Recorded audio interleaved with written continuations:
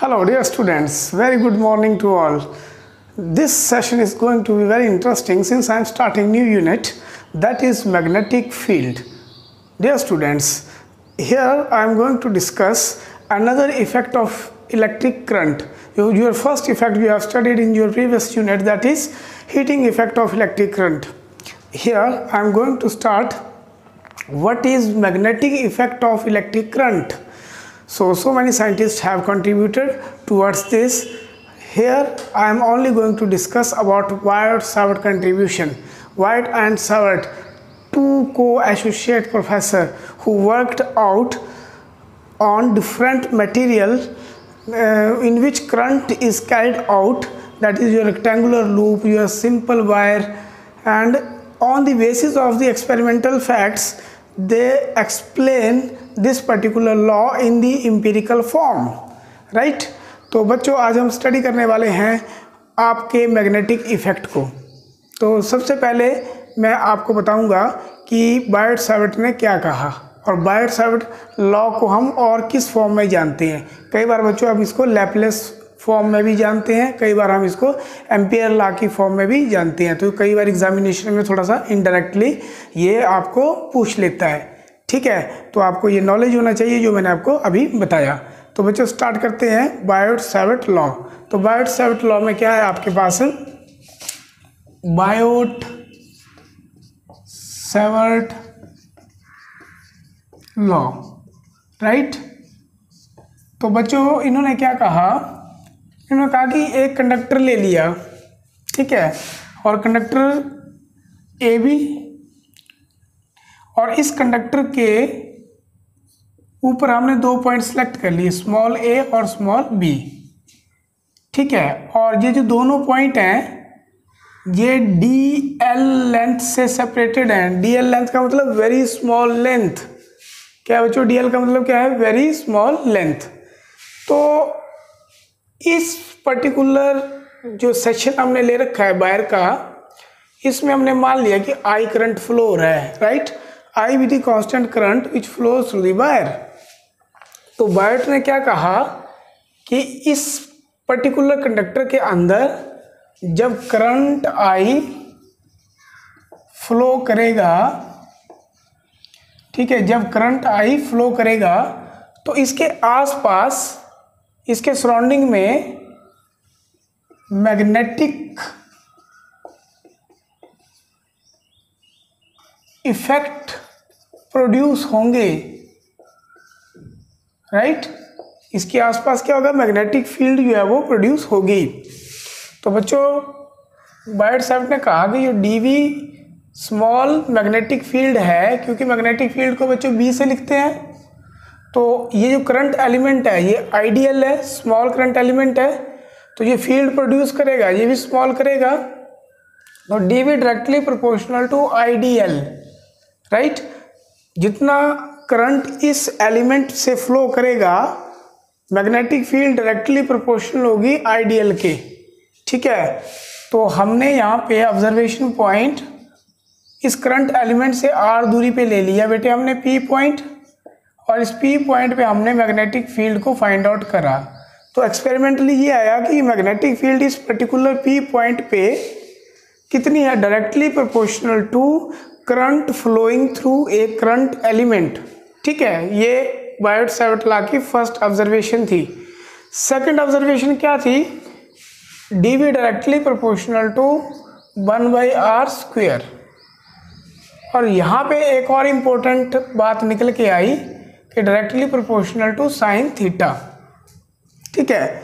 तो वायट-सावर्ट ने क्या किया, इन इक्वेशन को कंबाइन कर दिया, ठीक है? Combining A B and C. तो D v is equal to k ideal sine theta by में आर का स्क्वायर। तो बच्चों के क्या है यहाँ पे, k is constant of proportionality whose value depend upon medium between your current element and your observation point. It also depends upon system of unit which you have taken into consideration. In SI system of unit, k comes out to be, SI system of unit में k आपके पास आएगी mu naught by 4 pi, right.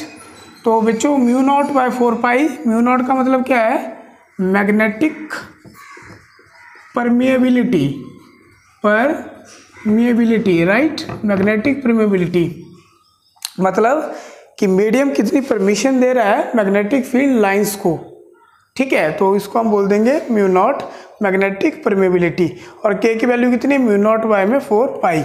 तो बच्चों आपका expression आ जाएगा d v is equal to mu naught by 4 pi ideal sine theta by में आर का स्क्वायर, ठीक है।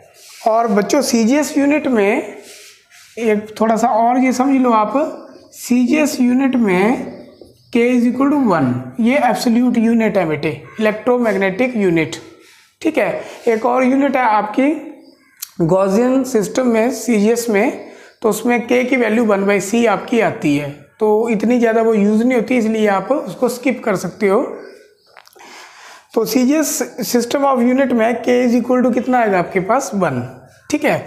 अब यहाँ पे एक बात तो पता लग गई हमें कि जो मैग्नेटिक फील्ड जो प्रोड्यूस होगी वो डिपेंड करेगी किसके ऊपर, डिपेंड करेगी बेटे, कितना करंट उस एलिमेंट में से फ्लो कर रहा है, राइट, कितनी दूरी है, राइट। और एक और इम्पोर्टेंट फैक्टर जो इंक्लूड हो रहा है दैट इज साइन थीटा। तो साइन थीटा समझना बहुत इंपॉर्टेंट है। तो बच्चों ये जो लॉ है ये एनालॉगस है कूलम्स लॉ के, कूलम्स लॉ को दिमाग में बिठाइए। तो F D F small force दो चार्जेस के कारण इज इक्वल टू के Q1 Q2 by are square. तो यहाँ पर भी इन्वर्स स्क्वेयर लॉ है, वहाँ पर भी इन्वर्स स्क्वेयर लॉ था, तो आप इन दोनों को एनालॉगस भी मान सकते हो। वहाँ पे चार्ज थे, यहाँ पे आइडियल है, ठीक है। तो मैग्नेटिक फील्ड जो है वो एक वेक्टर क्वांटिटी है। तो बच्चों अभी तो हमने स्केलर फॉर्म में इसको लिखा, अभी हम इसकी डायरेक्शन के बारे में पता हम करने की कोशिश करेंगे।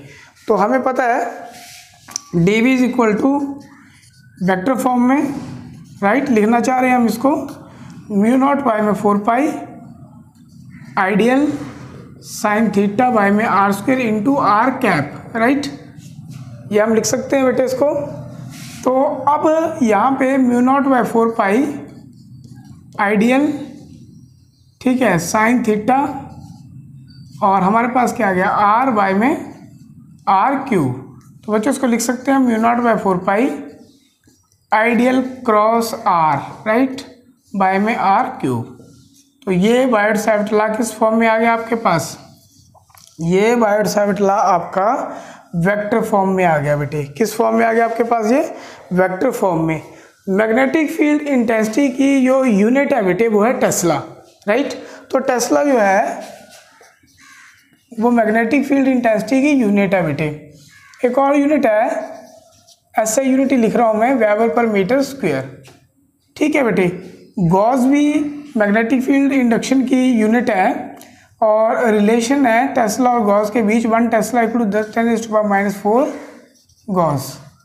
तो बच्चों ये सर्टन रिलेशनशिप है जो आपने दिमाग में रखने हैं जब भी आप न्यूमेरिकल प्रॉब्लम आप करोगे। अब ध्यान से देखिए बेटे, आप ये आपके पास आइडियल क्रॉस आर है, तो आइडियल और आर के बीच में कितना एंगल है, थीटा।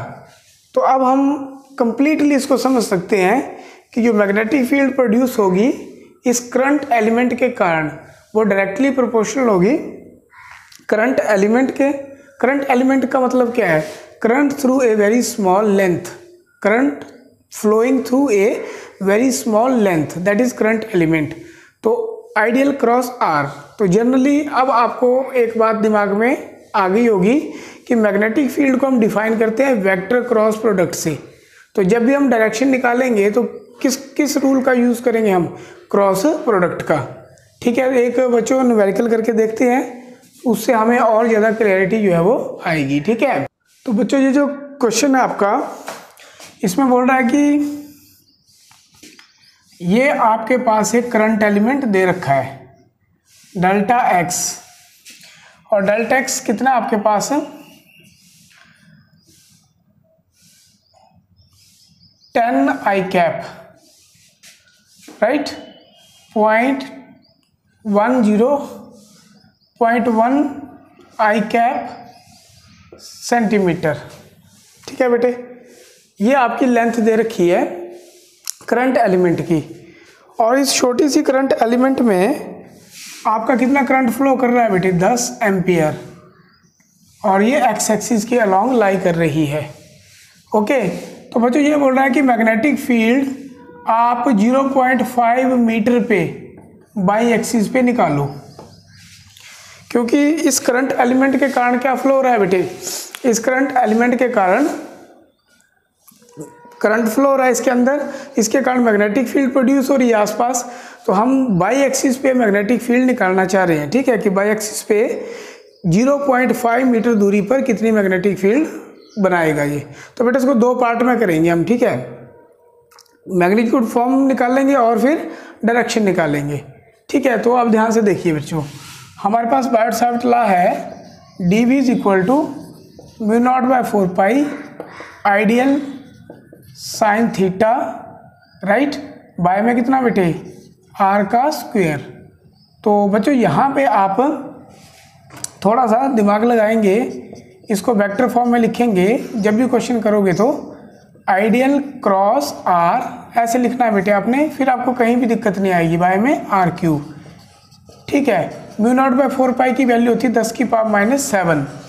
जनरली μ0/4 पाई की वैल्यू आपके पास होती है 10⁻⁻7, क्योंकि dV कितना होता है आपके पास, μ0/4 pi into ideal sine theta by में r का स्क्वायर। तो μ0/4 पाई यहाँ से लिख सकते हो आप 10⁻⁻7, इसकी आगे यूनिट टेस्ला, इसकी आगे आपके पास मीटर, इसकी क्योंकि मीटर से ये एलिमेंट मीटर मीटर कट गया तो मीटर, और यहाँ पे क्या आएगा आपके पास, एम्पियर इनवर्स, एम्पियर इनवर्स। तो ये वैल्यू आपके पास आ गई। तो 10⁻⁻7, आई कितना दे रखा है, 10 एम्पियर, इसमें जो फ्लो कर रहा है। dl कितना आपके पास, delta x i cap, cross r कितना आपके पास, observation point 0.5 j cap, by में r का क्यूब, तो 0.5 का क्यूब। तो बच्चों अब बहुत आसान है आपके लिए ये, 10⁻⁻7 मल्टीप्लाई 10, डेल्टा एक्स कितना आपके पास 0.1 सेंटीमीटर है, तो 10⁻⁻2 मीटर में कन्वर्ट कर लिया, मल्टीप्लाइड 0.5, और यहाँ पे क्या आ गया, आई क्रॉस जे, राइट। तो ये आपके पास आ गया 0.5 क्यूब। तो बच्चों अब कैलकुलेशन वाला पार्ट है, ये आप कर सकते हो। ठीक है, तो यहाँ से एक ये कट जाएगा, तो यहाँ पे आपके पास क्या बच गया, 10⁻⁻2 है, 10⁻⁻7 है, 10⁻�9, और ये आपका 1 और ये 10 आपका 0.1 और 10 आपका कट जाएगा। तो अब आपके पास कितना रह गया बेटे, ये आई क्रॉस जे कितना आ गया, के कैप, और यहाँ पे कितना आपके पास 5/10 इंटू 5/10 है ना, स्क्वायर है, स्क्वायर बच जाएगा ना यहाँ पे 10। तो हमारे पास कितना आ गया, 4 × 10⁻⁻9 के कैप। तो ये बच्चों आपके पास सोल्यूशन है इसका। तो यहाँ पे एक बात हमें पता चलेगी, जैसे साइन थीटा है बेटे, तो साइन थीटा पे डिपेंडेंट है मैग्नेटिक फील्ड स्ट्रेंथ। तो यदि थीटा हम 0 लेंगे, ठीक है, थीटा कितना लेंगे बच्चों, हम 0 लेंगे। यदि थीटा 0 लेंगे तो इसका मतलब क्या है कि करंट एलिमेंट और ऑब्जर्वेशन पॉइंट के बीच में एंगल कितना है, 0 डिग्री। ठीक है, तो 0 डिग्री का मतलब क्या हुआ, दोनों पैरेलल हैं। जिस डायरेक्शन में आपका करंट एलिमेंट है उसी डायरेक्शन में क्या आपके पास ऑब्जर्वेशन पॉइंट है। ठीक है, तो पैरेलल डायरेक्शन में मैग्नेटिक फील्ड कितनी एग्जिस्ट करती है, 0, और मैक्सिमम कब करेगी, जब theta is equal to 90 degree. तो बच्चों ये 2 पॉइंट आपने दिमाग में रखने हैं। ठीक है, यदि बच्चों ये लेक्चर आपको अच्छा लगा है तो कमेंट करिए, लाइक करिए, और मेरे चैनल को जिन बच्चों ने सब्सक्राइब नहीं कर रखा वो बच्चे सब्सक्राइब भी जरूर करें। Thank you very much for watching.